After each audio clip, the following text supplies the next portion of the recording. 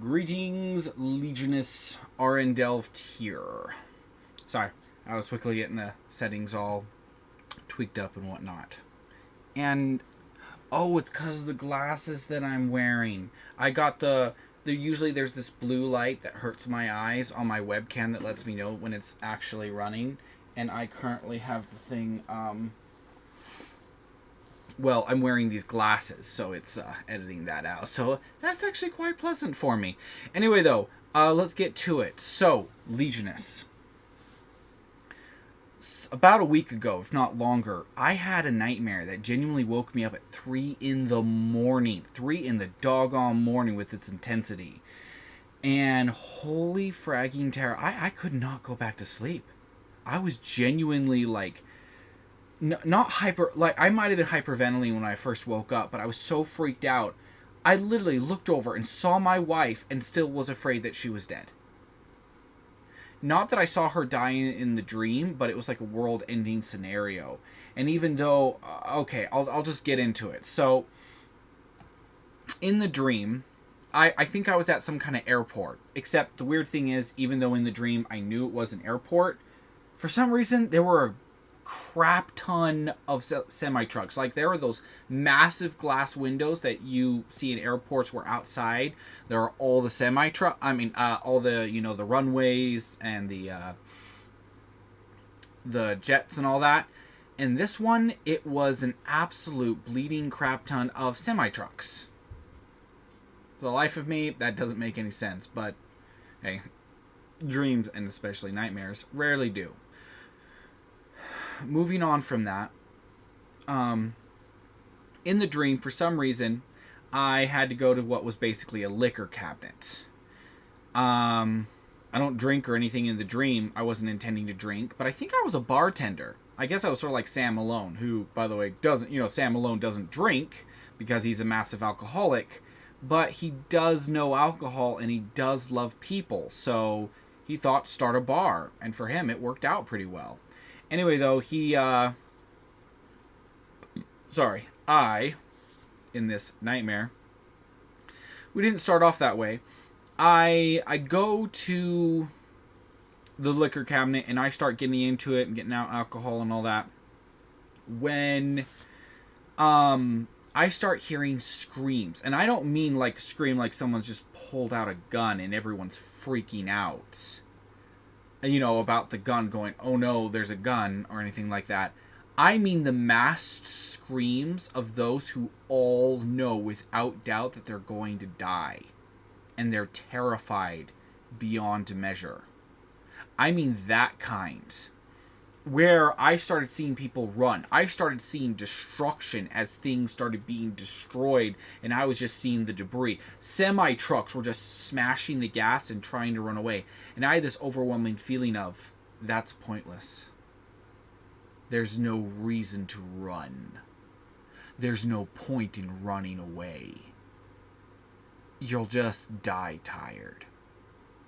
And I had this hopeless feeling of absolute despair.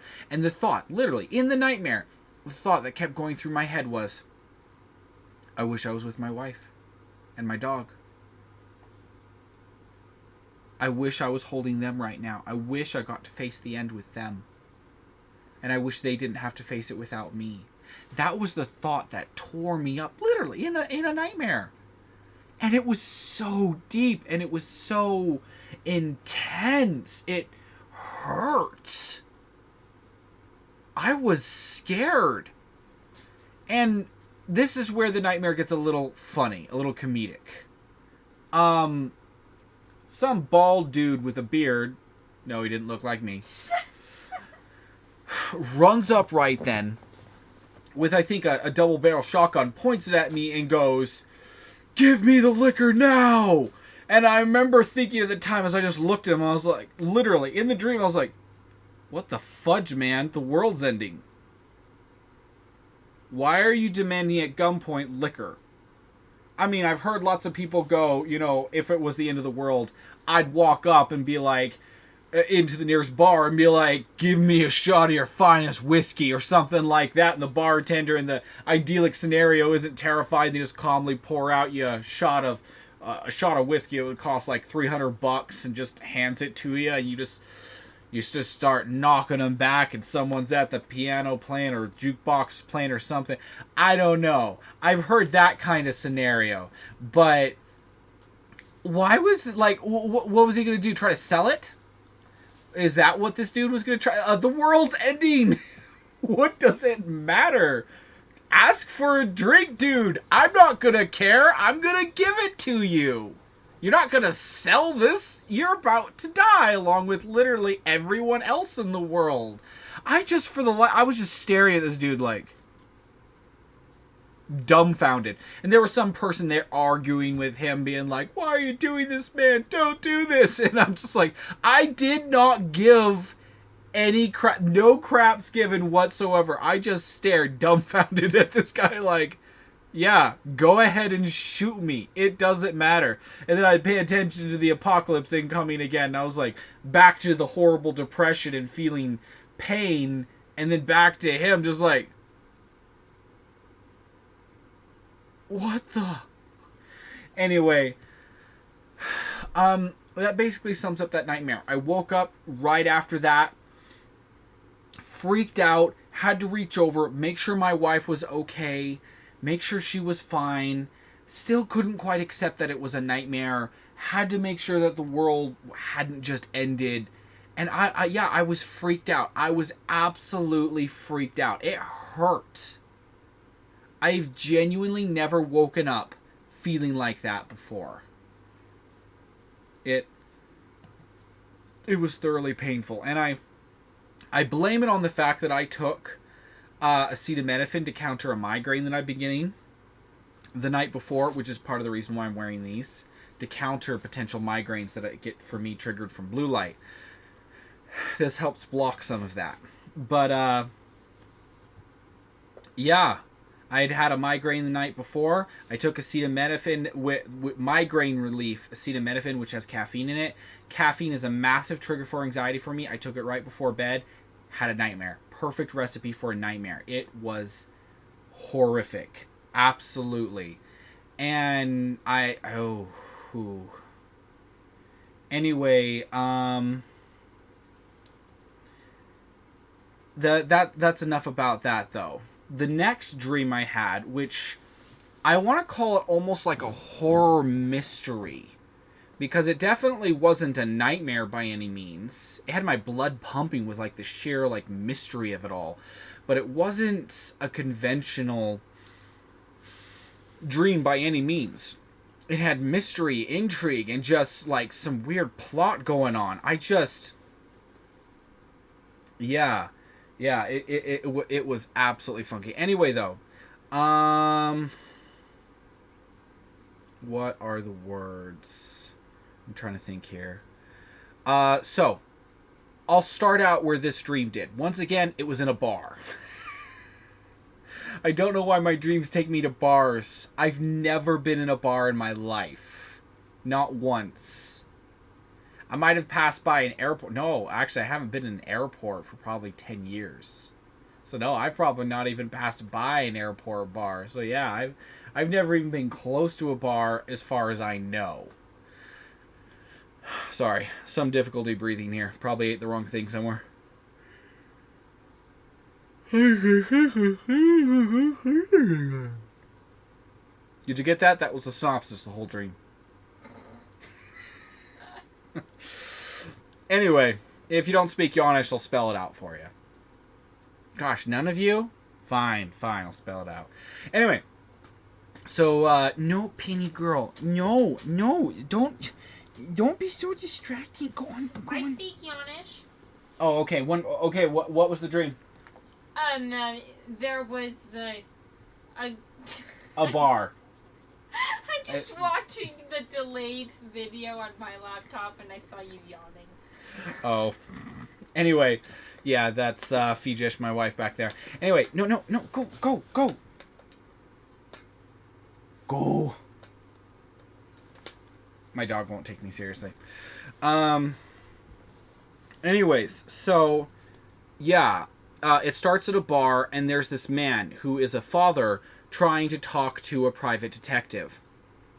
And he's spelling out to the private detective. He's like, listen, you are the 4th private detective that I have hired. The 4th. 2 of the others are missing. They're gone. The other one is giving me really cryptic messages, which he gave me from the beginning, that are really weirding me out. But at the same time, I think they might have been keeping me alive. And I'm giving you everything I have, because I need someone else on the case. I need somebody else helping me with this. But he looks at the private detective in the eye. He's like, I need you to take this seriously. If I do not feel that you can take this seriously, I'll pay you for your travel time getting here and everything, and then you're going to be on your way. I will not accept you for this job, because I think those 2 that are missing are dead. And that's when the other private detective goes, okay, all right, and starts listening to him a little more seriously. He's like, and this is going to sound really, really weird, but I need you to take me seriously.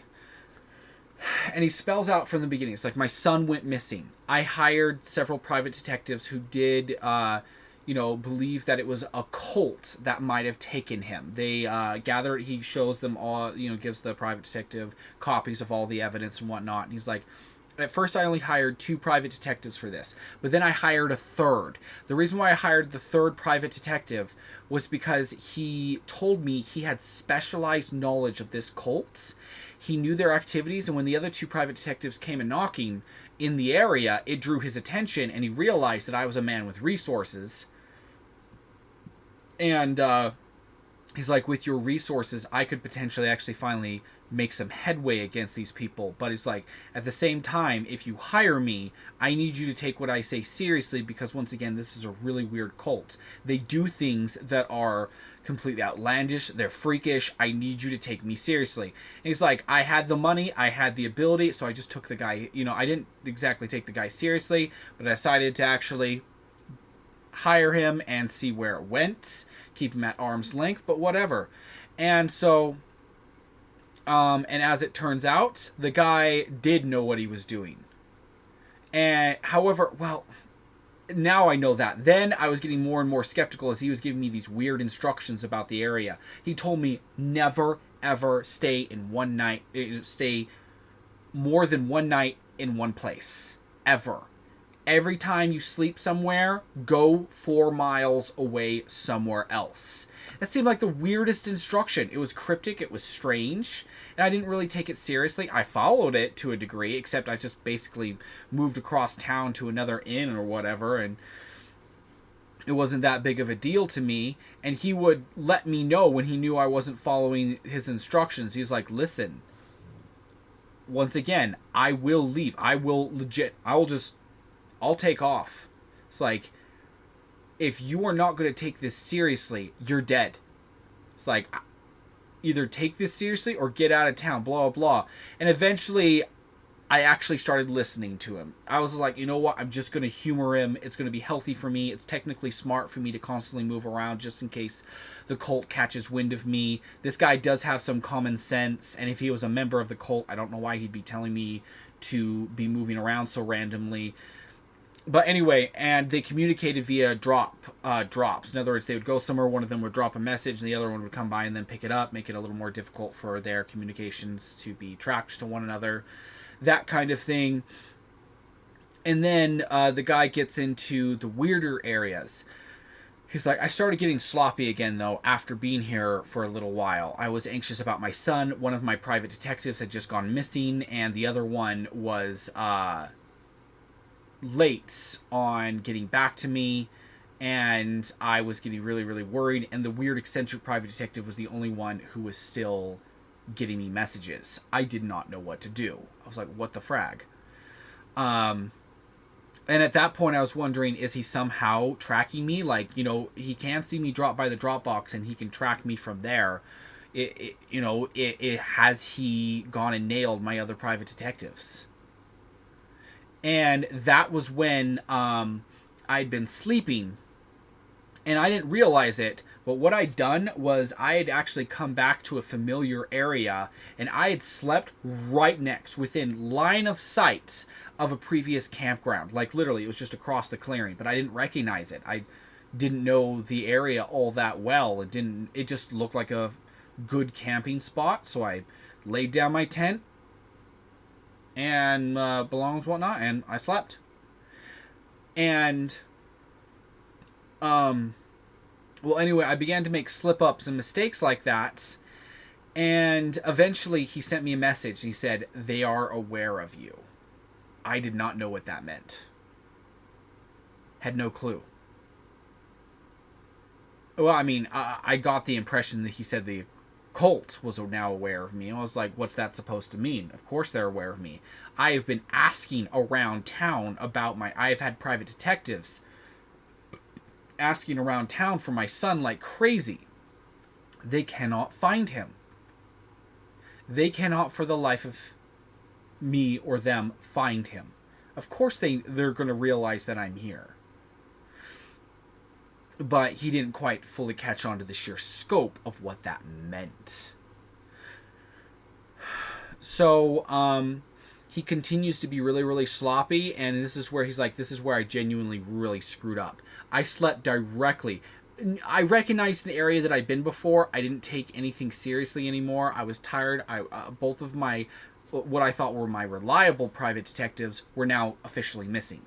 They were gone. I called them. I phoned them. Every direct meeting. I called their offices, their assistants. They were like, they've disappeared off the face of the earth. We cannot find them. You're like, we don't know. And I slept directly in the area that I'd slept before, completely disregarding all of what my third private detective had told me to do. When I woke up that morning, I found a note saying, "They found you." And I looked outside my tent and saw a bunch of tracks. Like someone had come. There was a mess in the dirt. I was no expert, but it really looked like something had happened there. And I quickly packed up all my stuff. I went back to town. I actually hired in a bodyguard service. I told them, like, there's a cult here. They're doing some freaky stuff. If you come to help me, I need you to come here knowing that it could end very badly for you, and I need you to have this in mind. And so they showed up. The bodyguard showed up. I brought them to the area. I had them examine the footprints and whatnot, and I had asked for someone who could, track and tell what, forensically, see what had happened. And the person examined the footprints. There was like one person was walking up directly towards your tent. It looks like they were intercepted by another person. Another person came, there was a scuffle. It looks like it didn't last too long. And then there's only one pair of tracks, but the footprints sink deeper into the dirt, and then they walk away. And it looks like the person who intercepted the other was the one, and then looks like they carried this first person who had been walking towards you away. Carried them away. It looks like someone intercepted someone from getting to you. That's the impression I get from this. And that was when the man's like started taking the third private detective seriously. He's like, that note had been in the third private detective's handwriting. It had been just like his. He's like, I'm pretty sure this was him. He might have just saved my life. I don't know. I'm scared. I'm confused.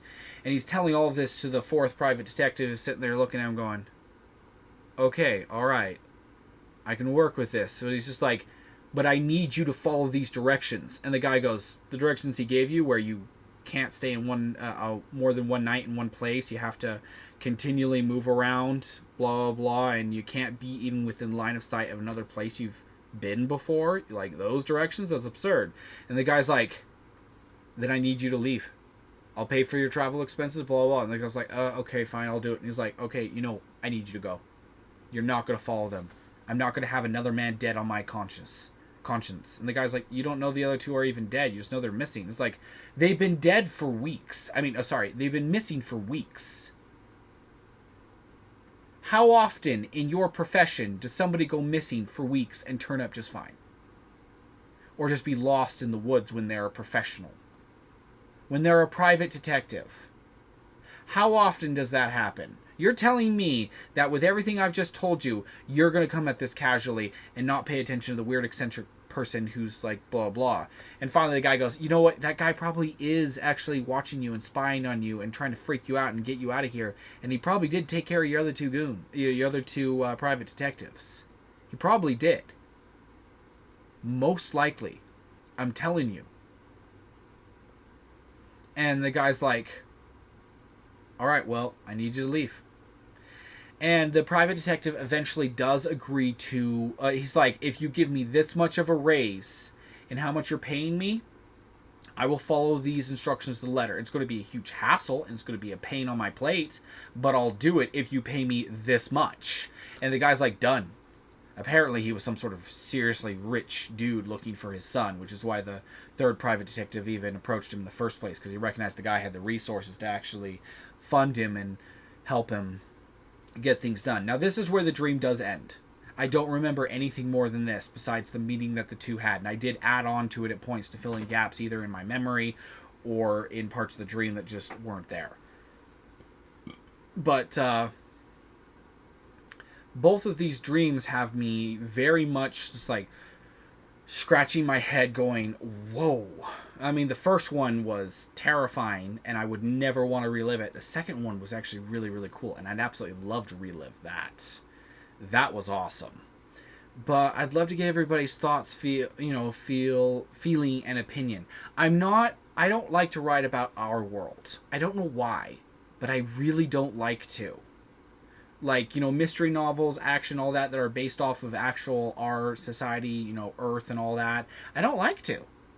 It's just not my cup of tea. Or should I say, my mug of root beer. It's not my thing. But this was good. In my opinion. This was an excellent little story that just popped up in my dreams, and I'm kind of blown away by it. It's genuinely really, really weird how good it ended up being. It's not what I like to write, but there it is. There you go. Anyway, though, let me go ahead and read this. Elisa, sometimes I get a wave that washes over me where I feel like I open the door, the whole world will be dead and desolate, or time travel or something. Ooh. Oh, man, oh, man, that's just bringing back that anxiety. I am so sorry. Oh, maybe because a lot of intrigue stereotypically happens in a bar in movie. You know what? You might be right. I actually wanted to rewrite the beginning of Borderlands, the pre-sequel, to have it start in a dark bar. I hated almost everything about that video game, the storyline-wise. I hated so much about it. I felt like it was a complete waste in a lot of ways. Okay, I didn't hate almost everything about it, but in what was happening in the real-time view with Lilith and all of them, I hated it. And I did want the beginning to start in a bar. And it would be Lilith walking up to... I can't remember what her name is. Dang it. But Lilith walking up to her and beginning this conversation about why'd you work for Jack and blah, blah. And dang it, what is that mercenary's name? She was in Borderlands 1 and she became a mercenary in the pre-sequel, I guess, and was still that in Borderlands 2. I don't know, whatever. But she talks to What's-Her-Bucket, Lilith, and she'd be like, you know what it is to be a vault hunter. You know what it used to be to be a mercenary. Don't you give me that crap. I was you were a mercenary once before you picked up a cause. And you became so righteous. Like, don't give me that crap where all of a sudden you're coming at me and asking why I would work for Jack. He was paying the bills. So I worked for him. It's like, go get screwed. And Lilith would be like, you hate the Crimson Lance for everything they did to you. For everything they did in general. And so did Roland. You had a cause. You were with us. You cared. And that's when she would turn to her and go, back then we didn't even know who Jack was, okay? He wasn't the big bad villain he is now. Get over it. Get over yourself. Oh, actually, by this point in the timeline, I think Jack was dead. But anyway, yeah. That's how that should have realistically have gone. And that would actually have been good story writing to begin the scenario and whatnot. And if anybody wants me to go and actually cover how I would have had the writing for Borderlands, the pre-sequel, to have gone, I think I'd actually love to cover that. I don't think I'd have any sort of cinematic thing to go up on the screen, which would be much more visually attractive for people. I completely understand that. I don't have anything like that for people to watch, but I could just play scenes of Borderlands in the background. That would be something, I think. Just trailers of it playing in the background, or my own playthrough of the game. But in any case, though, people, what do you think of that nightmare that I had and that dream that I had? Would you like me to continue the dream journal? Is that something people are interested in? And would you be interested in me possibly rewriting the script for basically Borderlands, the pre-sequel, which in my opinion, a lot of it needs help. Those are series that I thought about doing a lot, especially with like Diablo.